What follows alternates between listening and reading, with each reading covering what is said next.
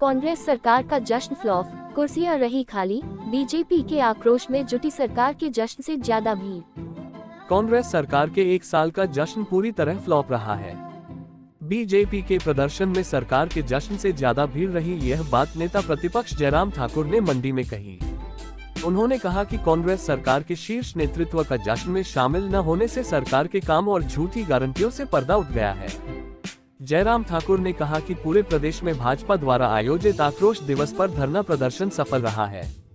आक्रोश रैली में कांग्रेस के जश्न से ज्यादा भीड़ उमड़ी। वहीं कांग्रेस पार्टी का जश्न पूर्ण रूप से फ्लॉप रहा। कांग्रेस पार्टी के नेताओं ने सरकार तंत्र का दुरुपयोग भी किया, फिर भी भीड़ जुटाने में सफल नहीं रहे, कुर्सियां खाली रही। कांग्रेस की रैली में प्रियंका गांधी और उनके राष्ट्रीय अध्यक्ष नहीं आए। ऐसा लगता है कि गारंटियों न पूरी होने पर उनके नेता इस रैली में अनुपस्थित रहे। प्रियंका गांधी शिमला में थी, पर उन्होंने कांगड़ा जाकर सरकार के 1 वर्ष पूरे होने वाले कार्यक्रम में भाग नहीं लिया। यह अपने आप में कांग्रेस के 1 साल के काम पर बड़ा सवाल है। उन्होंने कहा कि सरकार सत्ता से बाहर उखाड़ने का काम शुरू हो गया है और सरकार की गारंटियां ही इन्हें सत्ता से बाहर करेगी। वहीं भाजपा प्रदेश अध्यक्ष डॉ राजीव बिंदल ने भी प्रदेश सरकार के कार्यकाल पर सवाल उठाए। उन्होंने राज्यसभा सांसद धीरज साहू पर आय विभाग की रेड पर कांग्रेस पार्टी पर निशाना साधा और कहा कि धीरज साहू से 200 करोड़ की नकदी प्राप्त होना ये बताता है कि कांग्रेस पार्टी चुनाव के लिए रुपयों का उपयोग करती है। उन्होंने कांग्रेस नेताओं से इस पर सवाल उठाए और जवाबदेही देने का आग्रह किया। मंडी से अजय सूर्या की रिपोर्ट। कांग्रेस पार्टी की हालत जिस कगार पर पहुंची है,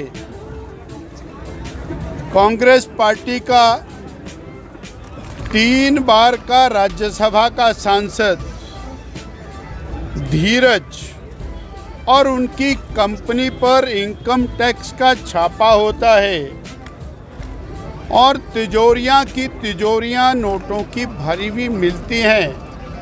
मशीनें जब गिनना शुरू करती हैं तो मशीनें हाँफ जाती हैं, थक जाती हैं, खराब हो जाती हैं और 200 करोड़ रुपए से ज़्यादा नकदी उनके यहाँ से प्राप्त होती है। अभी जांच जारी है, ये नकदी और बढ़ सकती है।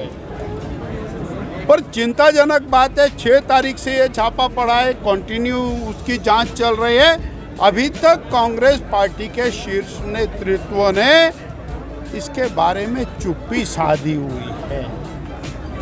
क्यों साधी हुई है चुप्पी? कहां से ये पैसा, किस बात के लिए पैसा? क्या ये चुनाव को प्रभावित करने के लिए तो नहीं आए? झारखंड में चुनाव अगले साल है, 2024 का पार्लियामेंट का चुनाव है और ये जो धीरज साहू साहब हैं, ये और इनका परिवार जमाने से कांग्रेस पार्टी को फाइनेंस करने के लिए जाना जाता है। तो आज कांग्रेस के शीर्ष नेतृत्व को ये स्पष्ट करना चाहिए कि ये साहू जी के बारे में क्या कहते हैं और क्या कार्रवाई करते हैं। कांग्रेस पार्टी की सरकार का 1 वर्ष का कार्यकाल पूरा हुआ और ये कार्यकाल हमारी ही दृष्टि में नहीं, पूरे हिमाचल वासियों की दृष्टि में बहुत ही निराशाजनक रहा। और इस बात का जिक्र हम इसलिए कर रहे हैं क्योंकि पिछले कल जिस तरह से जश्न मनाने की उन्होंने कोशिश की, ना जोश था ना जुनून था, लोग चेहरे लटकाए आए, चेहरे लटकाए हुए चले गए और झूठी गारंटी जो सरकार ने अभी तक जिनका बहुत ज़्यादा जिक्र किया और उन सारी चीज़ों पर एक शब्द भी बोलने की स्थिति में नहीं हो पाए वहाँ पर, क्योंकि जो 10 गारंटी दी थी उसमें से एक भी गारंटी पूरी नहीं हुई। और जिस प्रकार से झूठ बोलने की आदत कांग्रेस पार्टी की बनी हुई है, 1 साल पूरा होने के बावजूद भी झूठ बोल करके कि राहुल गांधी जी आ रहे हैं, प्रियंका गांधी जी आ रहे हैं, लेकिन ना राहुल गांधी जी आए ना प्रियंका गांधी आई। और जब लोगों को मालूम पड़ा तो लोगों को निराशा हुई और निराशा की वजह से लोग अपने अपने स्थान से चल पड़े। ऐसे में मुझे सिर्फ इतना ही कहना है कि हिमाचल प्रदेश में लोगों ने कांग्रेस पार्टी को उखाड़ फेंकने का मन बना लिया है। कांग्रेस की 1 साल की इस जश्न की इस रैली के साथ साथ ही उल्टी गिनती शुरू हो गई है।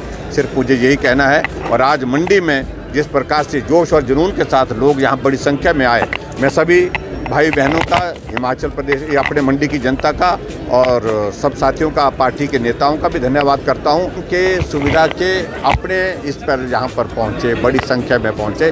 और पार्टी के हमारे सम्मानित अध्यक्ष डॉक्टर राजीव बिंदल जी भी आज के इस कार्यक्रम में हम सबका उत्साह देने के लिए यहाँ पर पहुँचे, उनका भी मैं धन्यवाद करता हूँ। तो उनका हो गया, विस्तार मंत्रिमंडल का है, लेकिन मुझे इतना ज़रूर कहना है कि निराशा के माहौल में हो रहा है और एक तरह की व्यवस्था कि अपने साथियों को कैसे पकड़ करके रखें, बांध करके रखें, निराशा का माहौल सभी विधायकों में है। हिमाचल प्रदेश में आपदा में जो केंद्र सरकार ने दिया है वो सबके सामने है। मैं इतना ही कहना चाह रहा हूँ, आज तक जितनी आपदा हिमाचल प्रदेश में आई तो सबसे ज़्यादा पैसा अगर मिला है तो वर्तमान अभी हाल ही में